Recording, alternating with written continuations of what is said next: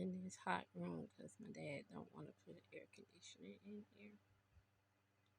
But anyway, I didn't speed past it this time. I actually watched it all the way through, and it was very uncomfortable. It's like I was watching something forbidden that I wasn't supposed to be seeing because it was an intimate moment or something like that. But I did watch it, and the things that I noticed, as I said before, the garment that she was wearing was the first layer of conformity that she puts on.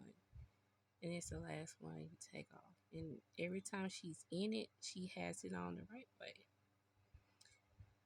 Cleola wanted freedom, but she didn't know how to get free from that. So she went to the person who knew how to get free because he got free every single time. He was always escaping the boarding school.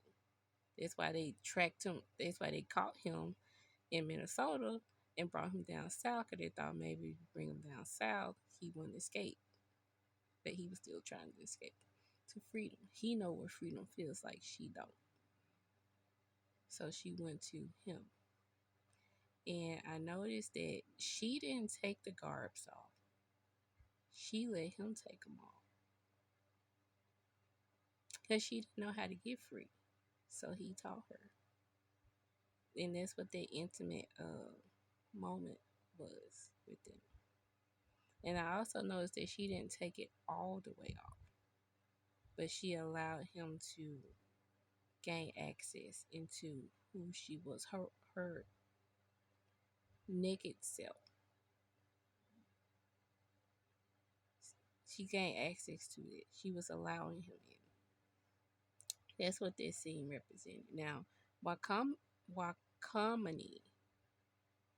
he when he came into the scene, he was already half naked, except the thing that he had around his waist, the fabric. He already knew how to be free. He had no problems being free. That's why he was like partially clothed throughout the whole movie. And the other two were not partially clothed. You know, the other two were assimilating. He was not. He was. That's why his garbs were open chest and arms. It represented freedom, basically. But yeah, he was. Yeah, that's what his nudity represented. Why he was so willing to just be free. That's probably why he was the only one in that intimate scene, fully naked, while she was partially naked.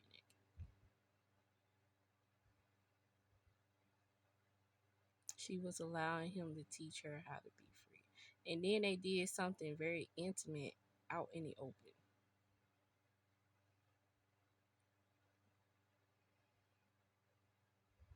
They did it out in the open for all to see, like, this is the choice that she's making. It's not a secret. It's out there. It's not a secret. Their relationship isn't a secret anymore. They're not hiding it. What else did I notice? Something else. Wait a minute. Okay. I remember what I wanted to say, and it was the kissing scene. Now, every time I watched this movie and I saw the kissing scene, I was like, he a little into to the kisses a lot. I like, is this like a real kiss, or is it? Cause he looks like he's really into. Did they really like each other for real? For real, they had a little thing for one another. I'm not saying they went all the way, like had a relationship with them, but I'm just like they crush on one another or something. Cause that kiss seemed very authentic compared to like acting Hollywood kiss. And then I was reading through the comments the last time I watched the movie, and someone said the director encouraged them to do a real kiss on screen. And Mr. J. Tabari just went in with it. Like he did not hold back. So I'm wondering if she would really think about that kiss after that. Because now I got questions. The next thing I noticed is that Cleola and Richard never had a confrontation about Wakamani and her dating him, no, doing what she did with Wakamani and her feelings for Richard. There was no set, confrontation about this, no yay, nay, cut it off, whatever, you know what I'm saying? So I found out by reading the comments the last time I watched the movies that the actor who played Richard was not able to finish the movie. So they had to make alterations. And if they had to make alterations due to that discrepancy, then imagine what other discrepancy they probably had.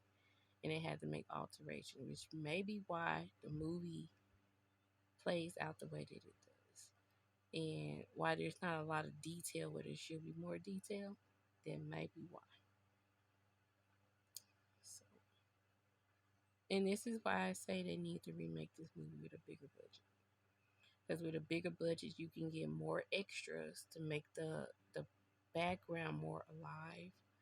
You can get a bigger place to. You can get more screenshots of certain things. You can get stunt doubles for the fights and the altercations and things like that. You can add more to the movie with a bigger budget. So I do believe they should remake this. And whoever remakes it, do not change the plot to something like women power, girl power, or whatever political stunt you want to make. No, just remake the movie with a bigger budget so they can have like more stuff going on in the background and we can have more of a historical uh, history behind what happened at the that revolt that occurred that Wakamani and the other Indians were in. We could have a scene for that. They could have been an opening scene, to be frank honest, or the the scene after the current opening scene that we had when they was at the dinner. They could have had that opening scene of the war they went on. Bigger budget mean you can get more details in the movie. That's all. Am I going to keep talking about the film? Probably. If I see more stuff, yeah. If not, no. Hmm. Oh, I believe Cleola wanted freedom way before the Native Americans got there. Because she was always sitting by the window looking outside of it. That late at night, what you looking at? There was more out there for her than what she wanted. That's why she was talking about Ida B. Wells and Freedom Woman. And that's why when Richard asked her to marry him, and the dean was like, "Yeah, you need to start taking sewing class." And she was like, "Well, can I finish my studies to do this and that?" And the dean was like, "No, you're getting married. You need to focus on sewing and being a housewife, basically getting prepared to be housewife." So she basically had to marrying him means she had to give up her education a little bit just to marry him. And she didn't want that. She wanted to be a freedom woman. I would say a freedom. I said she don't want to get married. She want to be independent.